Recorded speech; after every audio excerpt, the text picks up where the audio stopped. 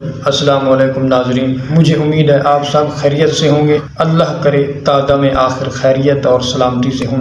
تو ناظرین، وقت کو ضائع کیے بغیر، ادھر ادھر کی باتیں کیے بغیر میں اپنی بات کو اب شروع کرتا ہوں۔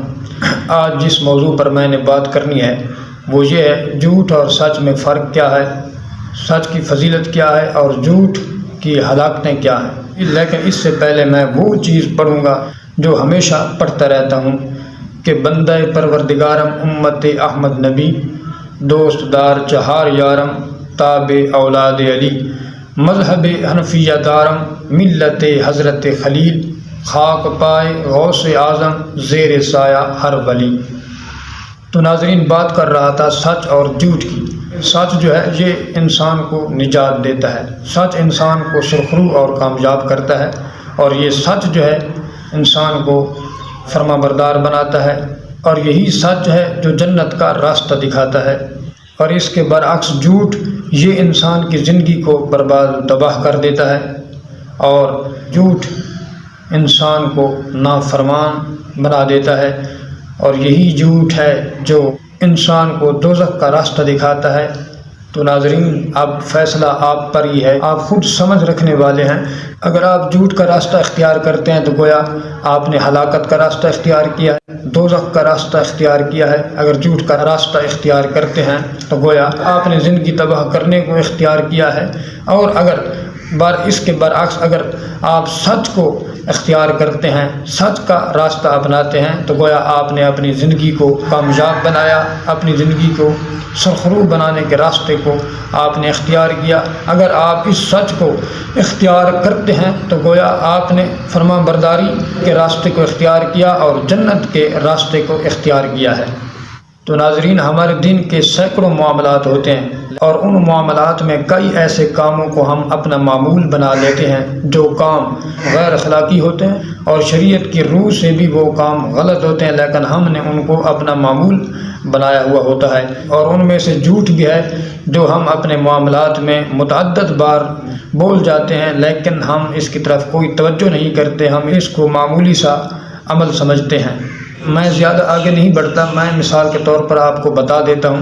جیسا کہ کوئی شخص ہمیں کال کرتا ہے کہ آپ کہاں ہو، ہم ہوتے تو اپنے گھر میں ہیں، لیکن اس کو ٹالنے کے لیے ہم اس کے آگے جو ہے جھوٹ بول جاتے ہیں، کہتے ہیں کہ یار میں گھر سے باہر ہوں، میں فلاں جگہ پہ ہوں۔ تو یہ معمولی سا عمل سمجھ لیتے ہیں، لیکن یہ جھوٹ ہے، ہم نے خلاف واقع بات کی ہوتی ہے۔ یا اسی طرح کسی شخص نے ہم سے کسی کام کا وعدہ لیا تھا کہ وہ کام کرو گے، ہمارا ارادہ اس سے وعدہ کرنے سے پہلے ہی یہی ہوتا ہے کہ ہم یہ کام نہیں کریں گے، جب وقت آئے گا دیکھا جائے گا، بس اس کو ٹال دیں گے۔ تو جب وقت آتا ہے، اس کی ہمارے ساتھ ملاقات ہوتی ہے، تو ہم سے وہ پوچھتا ہے کہ فلاں کام میرا آپ نے کیا تھا، تو ہم اسے کہہ دیتے ہیں ٹالنے کے لیے کہ کام ہو گیا ہے، حالانکہ واقع میں وہ کام ہم نے نہیں کیا ہوتا، لیکن اس کو کہہ دیتے ہیں کہ کام ہو گیا ہے، تو ہم گویا کہ جھوٹ بول جاتے ہیں، اور اس جھوٹ کو ہم معمولی سا عمل سمجھتے ہیں۔ تو ناظرین، خدا را ان باتوں کو اپنے لیے معمولی سا نہ سمجھو، ان کو چھوٹا نہ سمجھو۔ خدا نہ خواستہ انہی باتوں سے ہمیں قبر میں عذاب مل سکتا ہے، اور یہی باتیں ہمارے لیے جہنم کا سبب بن سکتی ہیں۔ لہٰذا ان باتوں سے بھی گریز کریں، ان باتوں سے بھی دور رہیں، ان کو معمولی بالکل نہ سمجھیں۔ جیسا کہ آپ سمجھتے ہیں کہ اگر ہم نے ایک جھوٹ بولا ہے تو اس ایک جھوٹ کے پیچھے ہمیں 100 جھوٹ بولنا پڑتا ہے۔ لہٰذا ہمیں سمجھنا چاہیے کہ جھوٹ بولنے سے ہمیں کچھ نہیں ملتا، اس کا کوئی فائدہ نہیں ہے، بلکہ الٹا یہ جو ہے تباہی ہے، بربادی ہے، اپنے آپ کو ذلیل و خوار کرنے کا سبب ہے۔ جیسا کہ حضرت عبداللہ ابن مسعود رضی اللہ تعالیٰ عنہ فرمایا کرتے تھے نا کہ جو سچ ہے یہ انسان کو وفادار بناتا ہے، خدا کا وفادار بناتا ہے، اور خدا کی وفاداری جو ہے یہ انسان کو جنت کا راستہ دکھلاتی ہے۔ اور فرمایا کرتے تھے کہ یہ جو جھوٹ ہے یہ انسان کو نافرمان بناتا ہے، اور نافرمانی جو ہے یہ جہنم کا راستہ دکھلاتی ہے۔ اور آپ یہ بھی فرماتے تھے، جیسے کہ آپ مثل سنتے ہیں کہ فلاں شخص نے سچ بولا ہے، گویا کہ اس نے وفاداری کی ہے، اور فلاں شخص نے جھوٹ بولا ہے، گویا کہ اس نے نافرمانی کی ہے۔ تو لہٰذا سچ جو ہے یہ انسان کو فرما بردار اور وفادار، خدا کا وفادار بناتا ہے، اور جھوٹ یہ انسان کو خدا کا نافرمان بناتا ہے۔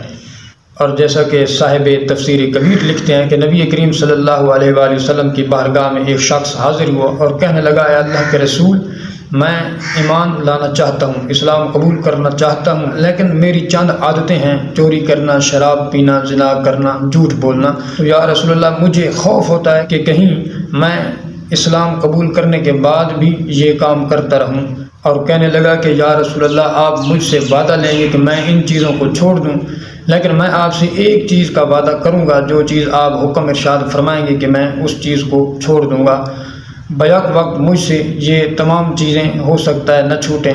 تو آپ علیہ السلام نے فرمایا، ٹھیک ہے، میں آپ سے ایک چیز کا وعدہ لیتا ہوں کہ اس چیز کا آپ وعدہ کرو کہ وہ چھوڑ دو گی۔ تو عرض کی، یا رسول اللہ حکم فرمائیے۔ تو آپ علیہ السلام نے فرمایا کہ مجھ سے وعدہ کرو کہ جھوٹ نہیں بولو گے۔ تو اس آدمی نے عرض کی، یا رسول اللہ، میں آپ سے وعدہ کرتا ہوں کہ میں جھوٹ کبھی نہیں بولوں گا۔ تو وہ شخص یہ وعدہ کر کے چلا گیا۔ ابھی راستے میں تھا کہ کسی آدمی کی چیز پڑی تھی، اس کا ارادہ بنا اس کو چرا لوں۔ جب چوری کرنے کا ارادہ کیا تو خیال آیا کہ میں تو اللہ کے نبی صلی اللہ علیہ وسلم کی بارگاہ میں جھوٹ نہ بولنے کا وعدہ کر کے آیا ہوں، اگر میں چوری کروں گا اور جب مجھ سے پوچھا جائے گا تو پھر مجھے جھوٹ بولنا پڑے گا، لیکن میں تو وعدہ کر کے آیا ہوں، میں تو سچ بولوں گا اور مجھے چوری کی سزا ملے گی۔ لہٰذا اس نے وہ چیز وہیں چھوڑ دی، چوری نہ کی۔ اسی طرح وہ گھر گیا، شراب کا عادی تھا، شراب کی بوتل جب ہاتھ میں پکڑی تو اسے خیال آیا کہ اگر میں شراب پی کر جاؤں اور کوئی شخص میرے منہ سے بو سونگھ کر مجھ سے پوچھے کہ آپ نے شراب پی ہے تو مجھے جھوٹ بولنا پڑے گا، لیکن میں تو جھوٹ نہ بولنے کا وعدہ کر کے آیا ہوں۔ لہذا اس نے شراب کی بوتل بھی پھینک دی۔ تو اسی طرح اس کی جو تمام عادتیں تھیں وہ عادتیں ایک سچ بولنے کی وجہ سے جو ہے چھوٹ گئیں۔ تو جب حضور علیہ السلام کی بارگاہ میں آیا تو بڑی محبت اور پیار سے کہنے لگا، یا رسول اللہ، آپ جیسا معلم، آپ جیسا سکھانے والا میں نے کبھی نہیں دیکھا کہ آپ نے ایک گناہ چھوڑنے کو کہا اور اس ایک گناہ چھوڑنے کی وجہ سے باقی گناہ بھی چھوٹ گئے۔ تو یا رسول اللہ، آپ کے کمالات کی کیا بات ہے، یا رسول اللہ، آپ کے ہر فعل میں حکمت ہی حکمت ہے۔ تو ناظرین، اس حدیث سے ہمیں بھی یہی سبق ملتا ہے کہ ہم بھی سچ کا ساتھ دیں اور جھوٹ کو چھوڑ دیں، تو اس سچ کی وجہ سے ہم سے باقی گناہ بھی چھوٹ جائیں گے اور ہمارا بھی بیڑا پار ہو جائے گا۔ تو ناظرین، میں اللہ رب العزت کی بارگاہ میں دعا کرتا ہوں کہ اللہ رب العزت ہم مسلمانوں کو عمل کرنے کی توفیق عطا فرمائے، آمین ثم آمین۔ آج کے لیے ہے اتنا کافی، میں اجازت چاہتا ہوں، انشاءاللہ ملاقات ہوگی نیکسٹ ویڈیو میں۔ اللہ حامی و ناصر ہو۔